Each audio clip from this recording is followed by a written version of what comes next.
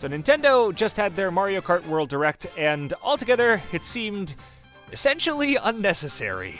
Most of the footage was of things we had already seen or had ideas about, with not a lot of deeper insight like many people were hoping for. I mean, of course, we got a look at the courses, which, yes, look very nice and are very wide.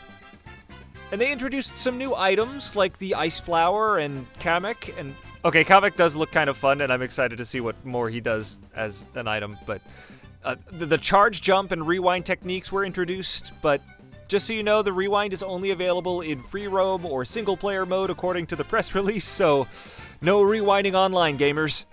And of course you can unlock outfits by eating food, which we all kind of figured out based on the footage we already had. They did mention there are challenges and things to find all over in free roam, but they didn't really tell us what half of them actually do. They also talked about game chat and camera features, which, I get it, the Switch 2 tagline is altogether anytime, anywhere, and they want to push this, but as part of this direct, it felt like they were pointing at something we already knew was coming. Basically, this 16-minute direct could have been a 3 to 4 minute trailer, and we would have gotten all the information they wanted to share with us. What is a little more interesting, though, could be what they decided not to show us in the direct.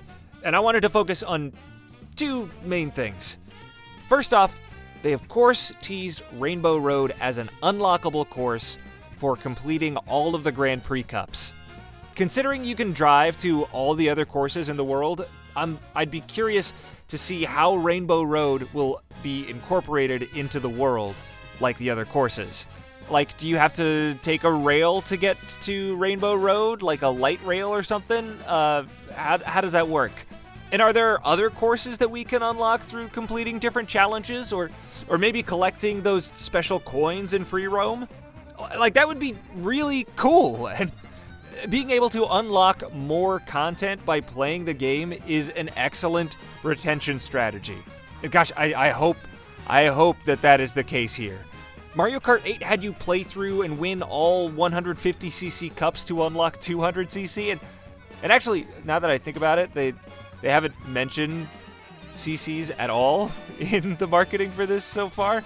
I assume they'd keep the difficulty structure, but you know, who knows? They're doing a lot of weird stuff these days.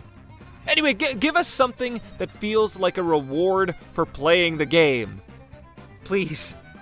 And the other thing is, what about the non-Mario Nintendo characters?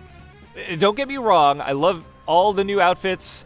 They look really nice, and I really like the funny character additions like Cataquack and Moo Moo Meadows here, but Mario Kart 8 began branching outside the Mario franchise with additions like Link and Isabelle and the Inklings. And are they really walking back the inclusion of other Nintendo characters? I pray that they are actually just purposely omitting information at the moment so that players get to have the experience of discovering and unlocking these characters themselves. Because my fear is that if these characters are not included in the base game, which Nintendo is selling for $80, then they will certainly be adding them at a later date as DLC, which I am sure we will have to pay for as well. Also, I just wanted to point out here that the character select screen is a little bit insane. There's way too many tabs here. Each character outfit should not be its own character slot. It should be, you choose the character and then you choose your outfit. But I digress. Anyway, that's all I have to say. That's where I'll leave it today. Let me know what you think. Is Nintendo deliberately leaving out details for us to discover when we actually get our hands on the game? Or is this $80 price tag just as egregious as people have been saying for the past couple weeks? Let me know in the comments. If you liked my takes, feel free to leave a like, and maybe check out some of my other videos where I talk about other video game things, or do silly voices. And that's it.